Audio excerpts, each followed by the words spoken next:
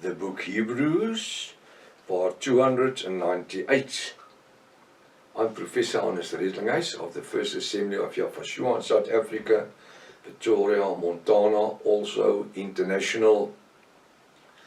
Should you maybe require any of the books which I've written, I'm thinking about the book Israel's Rapture, which is relevant for the time that we are living in, which is my doctoral degree, which I've done some time ago, which is in essence now.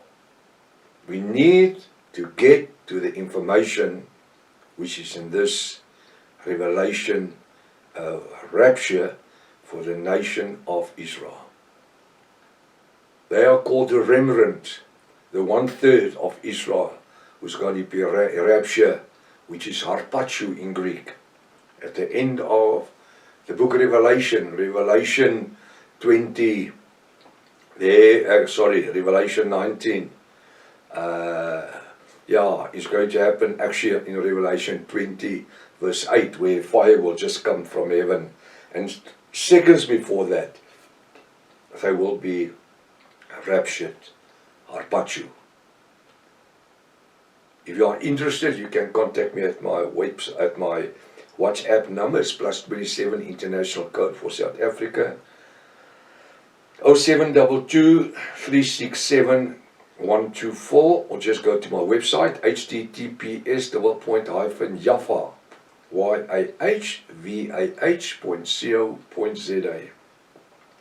If this is the first time that you are about to participate in the study, you are so very, very welcome. Please go to part 1, because you've missed out on quite a bit of information. Start from the beginning. It's very important to subscribe to the channel in order to receive all the different notifications for our studies that we are busy with currently, as well as our TikTok messages every day. Send this link to your friends and family and everyone that's dear to you. Make sure you at least have a 1611 King James Bible, pen and a notepad ready. It's very important to make notes. Welcome to Breakfast with Prof. Hannes. Hallelujah. What a wonderful privilege to be part of the bride of Yafashua, more particularly living the life of a Yahwist, which means a follower of Yafashua. Hallelujah. We're currently busy with Hebrews chapter 11, verse 26. And again, I just want to make use of this verse because there's one or two things we still need to discuss. It says, esteeming the reproach of Yahweh's great riches than the treasures of Israel, the Egyptians, or of Egypt. He knew there were much greater riches than everything together that was in Egypt. He knew that Yahweh had a destination and a dedicated plan for him with his life. For his respect unto the recompense of the reward. So with other words, he had the expectation of reward. So do we have today, as Yahwist, have an expectation that Yafashua is going to return to parosha us, to come and fetch us, to glorify us, to change us from earthly into heavenly bodies, meeting him up in the air, sky, the clouds, as we are approaching heaven. But not in this physical, fleshly body, but in a twinkle of an eye will be changed from earthly to immortality. Hallelujah. We have an expectation of rewards. In this time that we are living, we preach and teach the gospel of salvation unto a lost world, unto a lost South Africa, unto a lost Pretoria. And so we can bring it in smaller, Montana, smaller. We need to teach the gospel unto our neighbors. we need to teach the gospel unto our families. We don't need to go unto other countries to go and teach and preach the gospel there. There's enough work to do right next to your house. A lot of times in your own house, in your own family, in your business, in your neighborhood. There's enough to do. We don't need to spend thousands of dollars and rands and pounds to go to another country. To be able to evangelize? No, right here. That's why the Bible says Jerusalem, Judea, Samaria. Or you Jerusalem, Samaria, Judea, Judea, Samaria, and to the outskirts of the earth. We need to start right here. To do what? To be a testimony unto the kingdom of Yahushua. Showing the world what is faith. Faith is to believe this revelation word that we today have, which we call the Bible. There are so many changes and reviews in the Bibles that from one generation to another one it's changed. Because the Bible Society of South Africa told me when I had a discussion with them that the Bible as it was written 2,000 years ago is not relevant to the time we're living in. No, the Bible says repent and be baptized. There's now relevancy about it. You need to repent and to be baptized. Not to immerse or to just baptize a little child, sprinkling him, making a cross on his head, baby. No. The Bible says, Mark 16 verse 16, repent and be baptized. This is the gospel. This is the word. But today what happens is that the relevancy of the word that people want it to be is to flow in with this new age gospel that is preached today, that we all are serving the same God. All roads lead to the cross. No, not in your life. Not in your life. All roads doesn't lead to the cross. It's the blood of Yahushua that leads to the cross. Not Buddhism, Hinduism, Satanism, Islamic. We can call it as we like. You can call it which faith you like. It does not lead to the cross.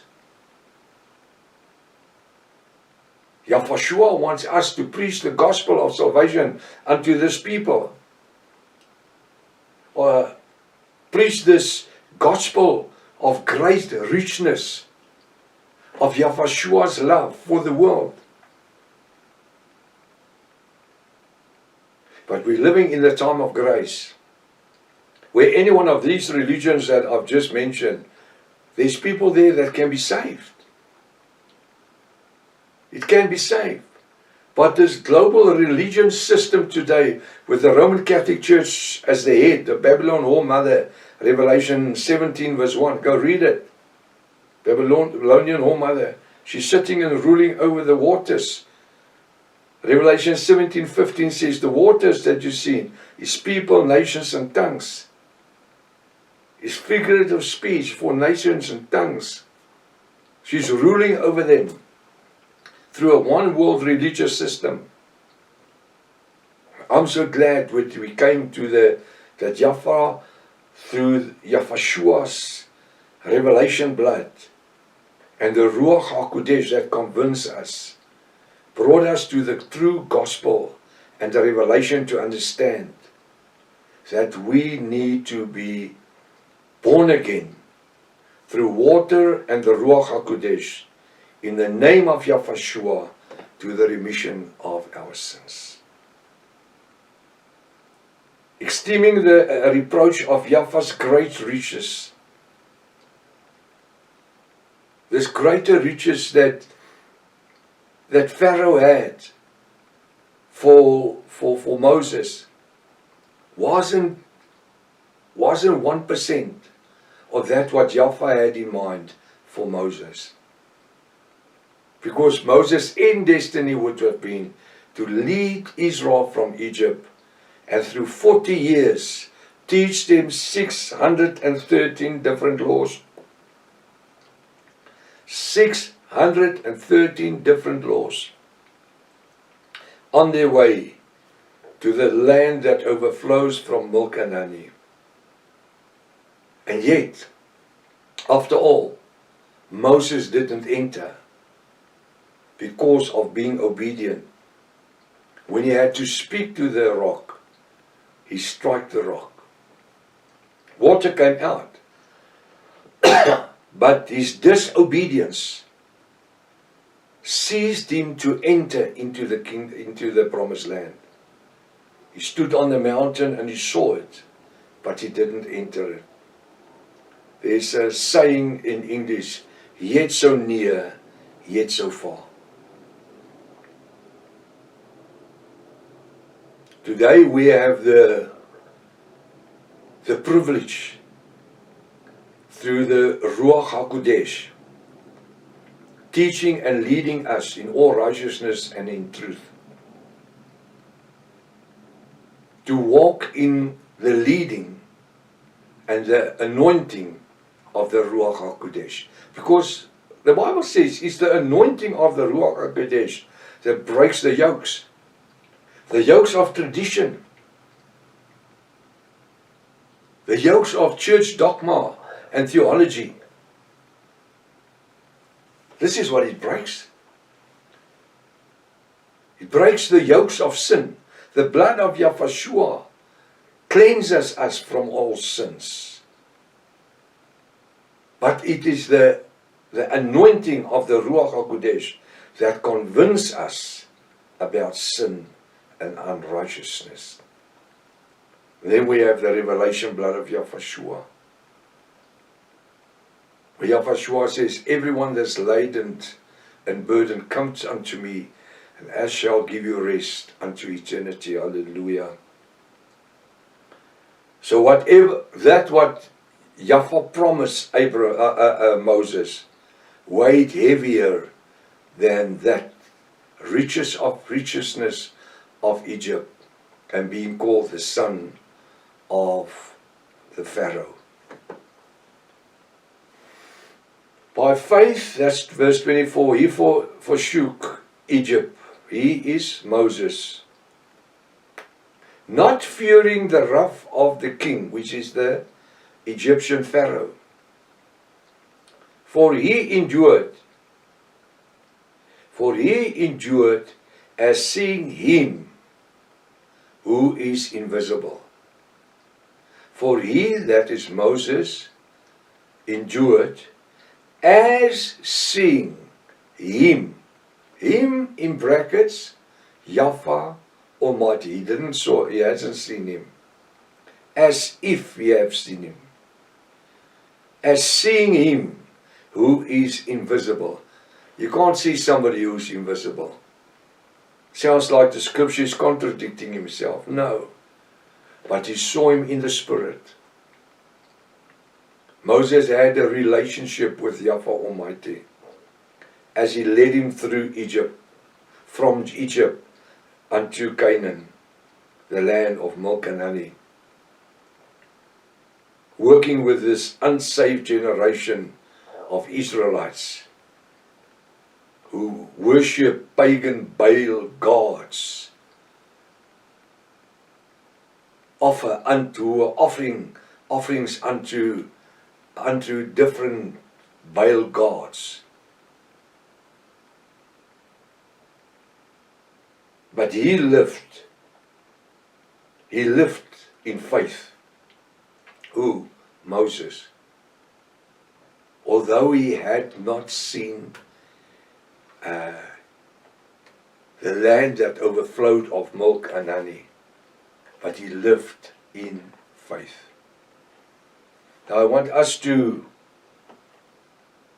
today live in the promises of Yahushua and Father Yahweh, believing it as if we can touch it, seeing it in the Spirit through the Ruach HaKodesh, believing it with our full soul's dimension to the glory of Yahushua.